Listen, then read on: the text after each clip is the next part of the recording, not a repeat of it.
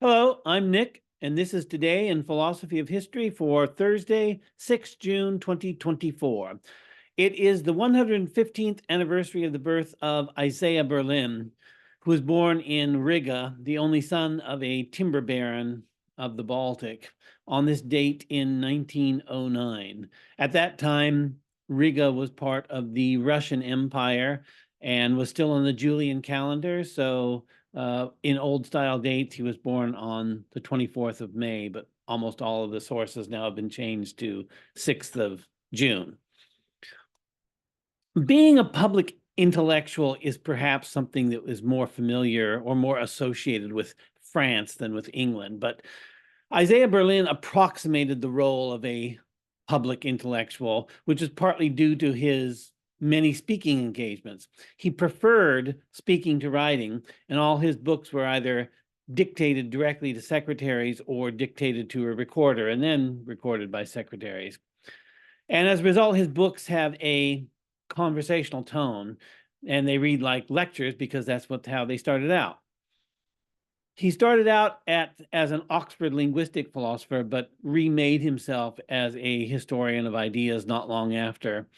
And in the 1974 panel discussion at a conference on the philosophy of history, Berlin said, "I have never been a historian and have long ceased to be a working philosopher," unquote. However, Berlin's thought was pervasively historical, even when he's not trying to do philosophy of history. And so it constantly touches on philosophy of history. We could say the same thing about Nietzsche or Foucault, for example.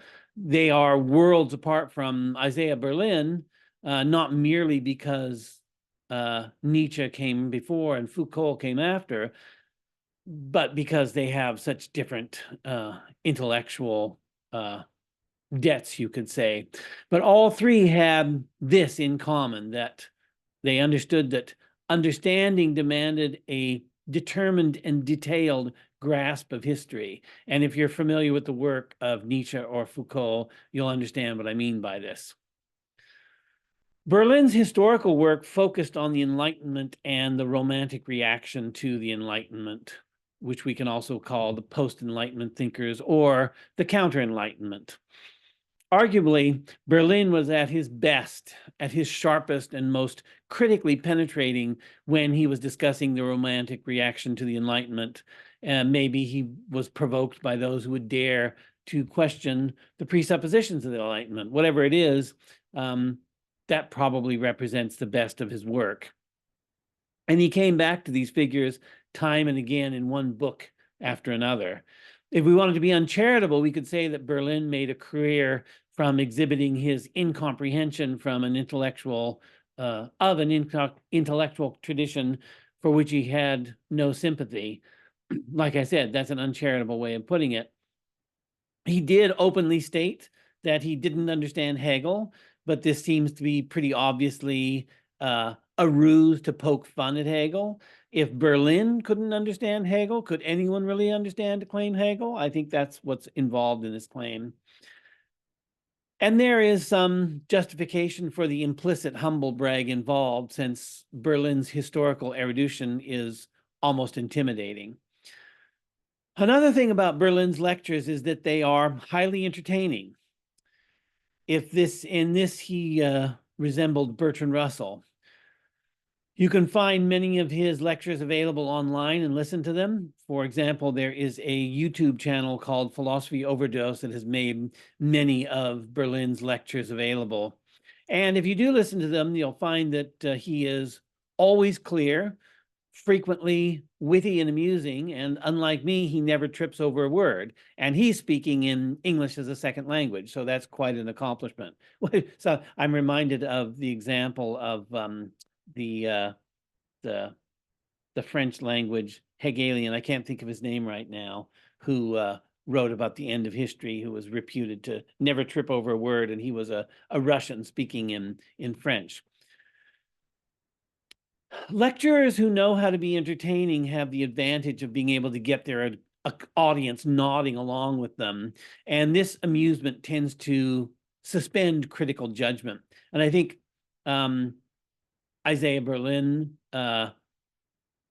knew that he was doing this. He was certainly a master at exploiting his advantage in mastering the spoken lecture, and he was, as a consequence, very persuasive. Berlin corresponded with the American philosopher Morton White over many years, and for some of those many years, they discussed collaborating on a book of history, on a book on philosophy of history, an idea that Berlin first suggested in a letter to White of 4 October 1952. Berlin proposed that they write letters to each other and that the correspondence be published as their joint volume on the philosophy of history, which might be called Letters on Philosophy of History. Morton White was very interested, and he was an American analytical philosopher with sympathies for American traditions like pragmatism. So his views were different enough from Berlin's that the exchange would have been interesting. But there was a lot in common between the two, as we'll see. The topics of their exchange on the philosophy of history were to include, from one of White's letters, quote, the nature of historical knowledge, the relation between history and the social sciences, the role of value judgments in historical research, the nature of historical explanation and causation, the character of historical language, the similarities and differences between history and the natural sciences, the nature of an adequate historical description of a given culture, period, or event, and kindred questions, unquote. In another of White's letters to Berlin, he laid out four broad areas of discussion to include, quote, we distinguish at least four types of questions. One, the logic of establishing singular statements about the past. Not a very interesting question, in my opinion, but a manageable one. Two, the logic of establishing causal statements, so statements, since statements, because statements, therefore statements. Three, the logic of judging the adequacy of narratives. To me, the central problem where a narrative is conceived as a total historical work about a period or place, etc. Four, the logic of judging large Toynbee-esque Hegelian, Marxist, Spenglerian theories of the processes of history or civilization, unquote. Of this proposed project, Berlin wrote in one of his letters, quote, as for research assistants, I wonder whether we shall need them or not. The only purpose for which they could be needed would be to dig into and make some kind of précis and reports on some of the more voluminous, but nevertheless not unimportant French and German writers whom we are likely to wonder about. I professed great admiration for example, Dilthey, whom I have been reading, and even for Weber, and there are various metaphysicians in the 19th century who might contain bits of matter of a vaguely stimulating kind. I wonder whether we might profitably not get a hold of somebody who reads foreign languages simply in order to tell us what to look for and what kinds of things these people discuss and which chapters of their enormous works. I do not think this would represent either much work or much expense, nor really relieve us to an appreciable extent of having to read the stuff ourselves. Nevertheless, I think some preliminary digging might really be done by somebody else under our direction, unquote. From this, we can see that the scope of the project remained wide open as they batted it back and forth in their letters for many years, including even after White had published his book, The Foundations of Historical Knowledge, in 1965.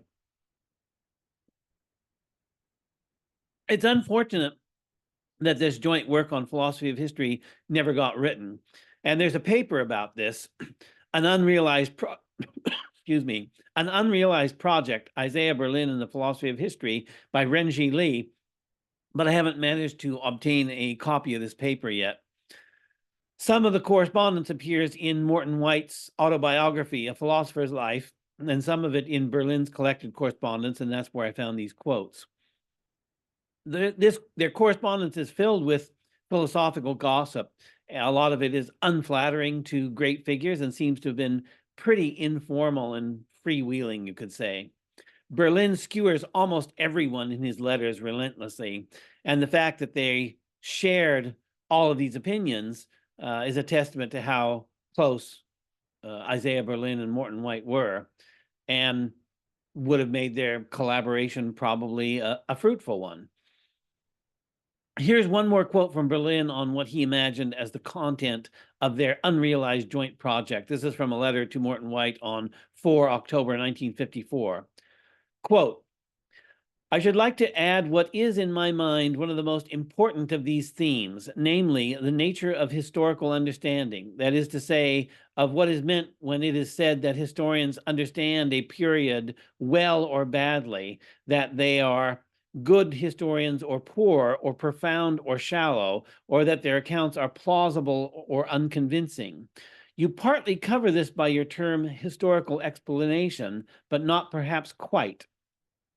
I have been lecturing on this subject at Oxford and have had very interesting reactions to the view which I have expounded, which is somewhat different to official positivist views from historians who have come to these lectures, and in particular, the eminent professor of Latin, just retired, Eduard Frankel, who explained to me why it was that he had declined to write the life of Mommsen when requested to do so by Wilamowitz, and taught me a great deal about German historicism in the process. He came to all the lectures and generally took a great deal of lively interest in the whole thing. The nature of the logic of the human studies in general, for example, the reconstruction of the classical past, the technique of emendation of historical and literary texts, and the relationship of historical imagination to rigorous canons of inference, as used, for example, by paleographers, seems to me to be highly relevant to our study, unquote. These are interesting problems that have not attracted much attention from philosophers of history, and I agree with Berlin that the issues he is urging are not fully covered by White's conception of historical explanation. In particular, I'm intrigued by the possibility of historical knowledge being profound or shallow, and this is something I might follow up on at some time.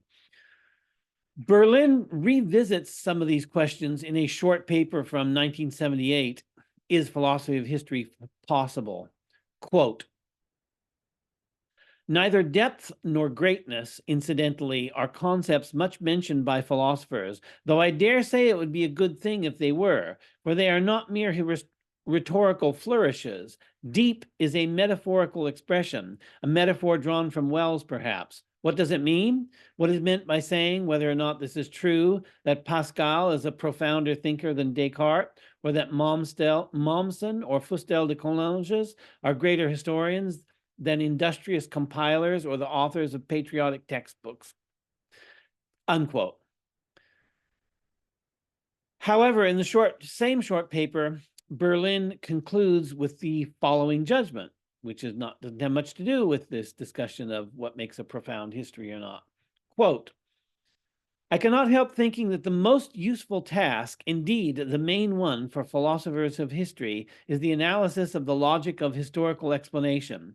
This means the analysis of the use of such words as because, therefore, in due course, it was not surprising that, and so on, which act as connecting links between various propositions about the past and bind them into logical structures, so it seems to me, in a fashion different from that in which such logical cement is used in the natural sciences, unquote.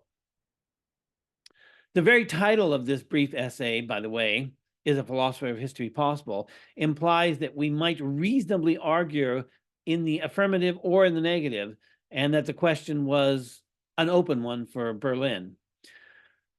Berlin's judgment that the logic of historical explanation ought to be the main task of philosophers of history, and in particular, how he formulates the task, offers us some insight into his denial of the possibility of scientific history. In his paper, The Concept of Scientific History, Berlin writes in the final paragraph, quote, to be unscientific is to defy, for no good logical or empirical reason, established hypotheses and laws, while to be unhistorical is the opposite, to ignore or twist one's view of particular events, persons, predicaments, in the name of laws, theories, principles derived from other fields, logical, ethical, metaphysical, scientific, which the nature of the medium renders inapplicable. For what else is it that is done by those theorists who are called fanatical because their faith in a given pattern is not overcome by their sense of reality?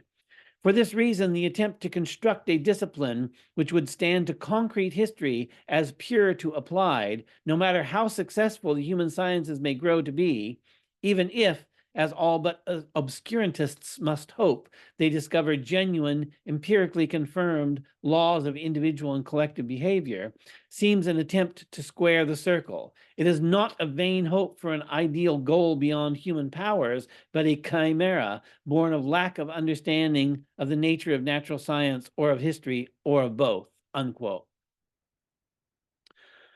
What Berlin is saying here is not that the attempt to formulate scientific history is beyond us at the present, but that the very idea of it is incoherent. As with the idiographic nomothetic distinction to which he alludes in this paper on scientific history, but from which he does not draw on in any significant way, there is a parallelism between what scientists do and what historians do. And that parallelism at the same time assures us that these parallel tasks will never converge or coincide. They must remain parallel and separate. Berlin could have argued, as Windelband and Rickert argued, that scientific explanation and historical explanation are co-equal as sciences, despite their distinct method.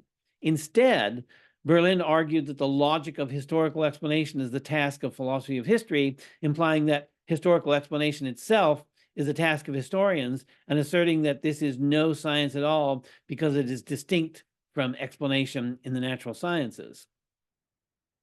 Despite the apparent similarity of Berlin's view to Windelband and Rickert, he doesn't choose to follow their lead. But loosely associated with Windelband and Rickert was Wilhelm Dilthey. Dilthey agreed with some of the critiques that were made by Windelband and Rickert, but he also criticized them in turn and took his own direction in the legitimation of historical knowledge and its differentiation from the knowledge of the natural sciences. In an earlier quote, Berlin expressed his admiration for Dilthey, and in another letter to Morton Wright, he wrote, quote, "No English and no American writer seems to me to have been particularly illuminating on this subject, nor any Frenchman, not even Taine or Marc Bloch, but Dilthey, wrongly accused of being a metaphysical muddler and a Hegelian, whereas he is merely both empirical and imaginative and a practicing historian and a man of very great gifts, particularly in the matter of historical generalization, superior not merely to Toynbee but to Whitehead, seems to me to have talked a great deal of highly luminous sense on this subject," unquote. I would classify Dilthey as what I have called a non-philosopher of history, along with Descartes, Jakob Burckhardt, Karl Löwit, and Simone Weil. In his Introduction to the Human Sciences, Dilthey pursues a line of arguments that's actually quite similar to that of Löwit, assimilating philosophy of history to providential thought. Roughly, as I see it, non-philosophers of history hold that philosophy of history is not a legitimate intellectual enterprise at all, for any number of reasons, or that it cannot deliver on its promises, whatever those promises might be. A non-philosopher of history, as I'm using the idea here, is an approach that is critical of philosophy of history, being only critical without attempting to fill the void left by the critique of philosophy of history. But, of course, the human mind is no less abhors a vacuum than does nature. And an epistemic vacuum is going to be filled eventually, whether or not we acknowledge whatever it is that seeps its way into the recently vacated realm of thought. By my interpretation, then, Berlin admired non-philosophy of history, and we have to imagine that if he had written the planned book with Morton Wright, he would have pressed home this non-philosophy of history and his interpretation of Dilthey. Another element of significance is that Berlin's conception of historicism was close to that of Popper, which makes him an outlier. The way Popper has defined historicism is not very much like its use by most other philosophers. He defines it as a predictive science of history and associates it with deterministic philosophies of history formulated as stages of history. And this is something that Isaiah Berlin absolutely hated. So he's very much on the same page with Popper about this. If we take this conception of historicism, along with Dilthey's non-philosophy of history and the identification of the elucidation of historical explanation as the task of the philosopher of history, we get a picture of Berlin's conception of history, and we find that it is not at all that different from what you would expect from an Anglo-American analytical philosopher of history. This helps us to understand Berlin's affinity for Morton White and Berlin's interest in writing a book on philosophy of history together with White. And to be honest, Berlin's project, as I have described it here, is not all that different from Patrick Gardner's project in The Nature of Historical Explanation, which appeared in the same year that Berlin suggested that White collaborate on a book with him on philosophy of history. The conception of history I've described isn't what we might have expected from Berlin, given his lifetime of humanistic scholarship, but it is what he seemed to have, the place he seems to have wound up. Berlin's humanistic scholarship allowed him to neatly cleave Enlightenment philosophy of history from post-Enlightenment or counter-Enlightenment philosophy of history. And he returned, as I said earlier, time and again to the post-Enlightenment and Romantic figures that he regarded being a lesson and a warning to us all. His book, Freedom Amidst Betrayal, 6 Enemies of Enlightenment, covers Helvetius, Rousseau, Fichte, Hegel, Saint-Simon, and Joseph de Maistre. In this book, Kant and Fichte serve as the representative caricatures of the Enlightenment conception of freedom and the counter-Enlightenment conception of freedom, which they are used to contrast. Quote, Kant, with his respect for human nature and its sacred rights, and Fichte's identification of freedom with self-assertion, with the imposition of your will upon others, with the removal of obstacles to your desires, these are the 2 notions of liberty which are spread over Europe at the beginning of the 19th century. To ask which of them is true and which of them is false is a shallow and unanswerable question. They represent 2 views of life of an irreconcilable kind, the liberal and the authoritarian, open and closed, and the fact that the word freedom has been a genuinely central symbol in both is at once remarkable and sinister, unquote. Berlin further wrote studies on Vico and Herder that were collected in a volume titled Vico and Herder, 2 Studies in the History of Ideas. And he wrote another essay, The Magus of the North, J.G. Heyman, and the Origins of Modern Irrationalism. And this was eventually included in an edition that included along with the Vico and Herder essays.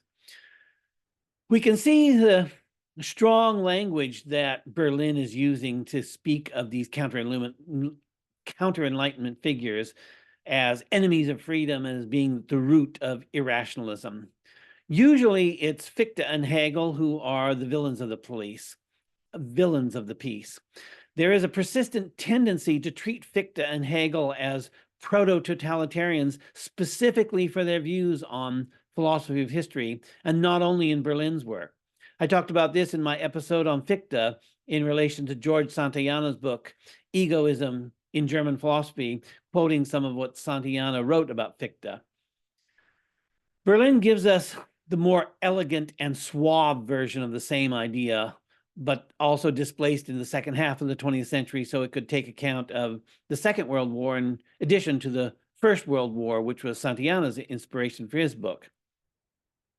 Popper belongs in the same company, and his The Open Society and Its Enemies and The Poverty of Historicism both invoke Hegel as their bête noire.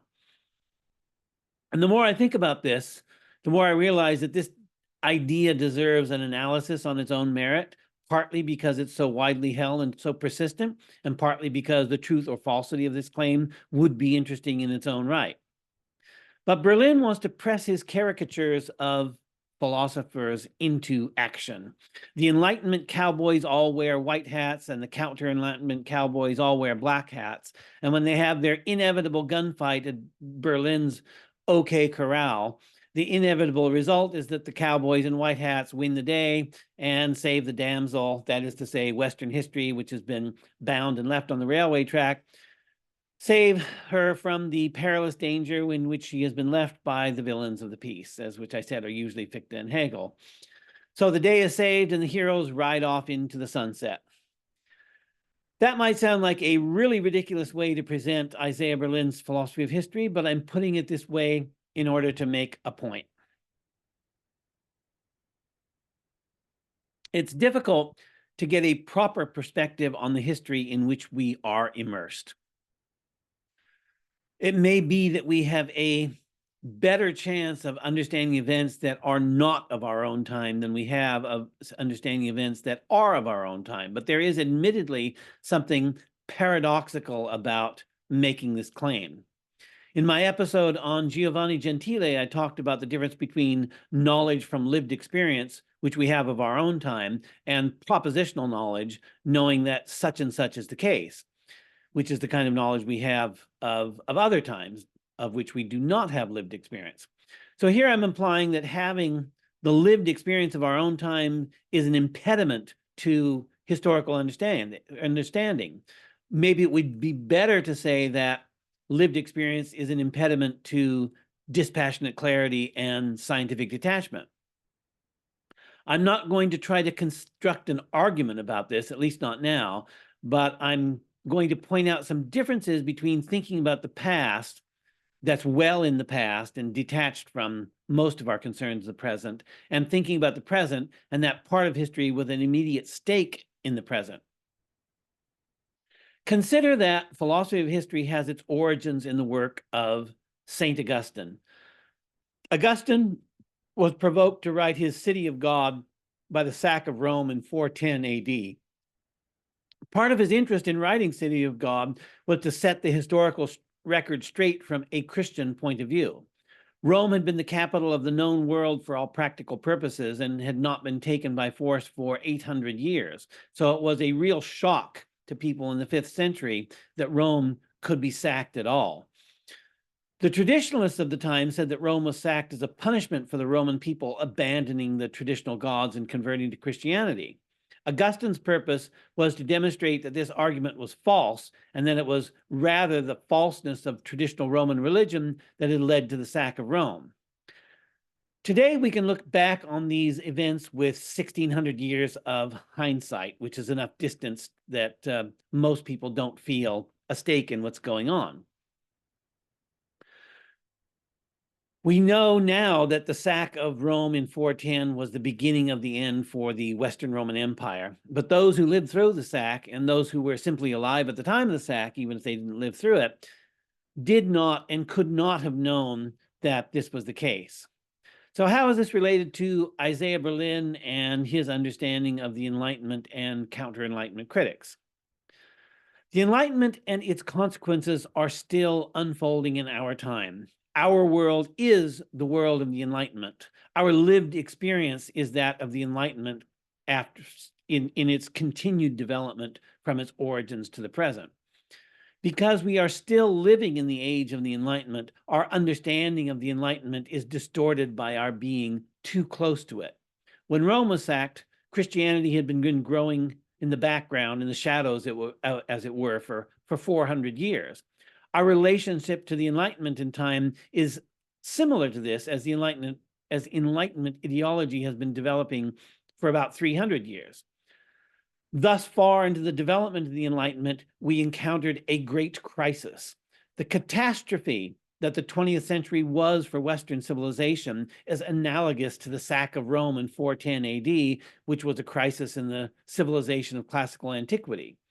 As the Romans of the 5th century AD debated whether the sack of Rome was due to the old Roman gods or due to Christianity, so too we today can debate whether the catastrophe of the 20th century was due to the Enlightenment or the traditionalists and the counter-Enlightenment.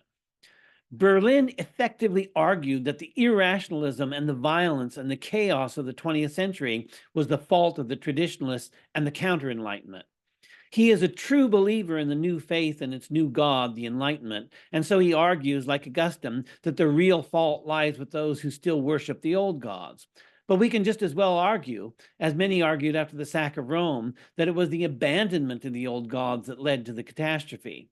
And we can argue that the Enlightenment contained the seeds of its own destruction from its inception. In the chapter on Fichte in his book Freedom and Its Betrayal, 6 Enemies of the Enlightenment, Berlin says that the Enlightenment conception of freedom is exemplified by Thomas Paine, Benjamin Constant, and Condorcet, and he quotes Constant to make his point. But it's worth pointing out that Condorcet wrote his great work on freedom and progress, sketch for a historical picture of the progress of the human mind, while he was on the run from the Revolutionary Guard and hiding in safe houses. He was eventually captured and died shortly thereafter in prison. But even at its inception, the Enlightenment, like Saturn, was consuming its own children. We can say, if we want, of the Reign of Terror and the Napoleonic Wars, that this wasn't the real Enlightenment, just as we can say of the 20th century that this wasn't the real Enlightenment and the real Enlightenment hasn't yet been tried. But this is something that only a true believer says. Anyone with no prior commitment to Enlightenment ideology will have no reason at all to believe this. So happy birthday, Isaiah Berlin, and thanks for listening.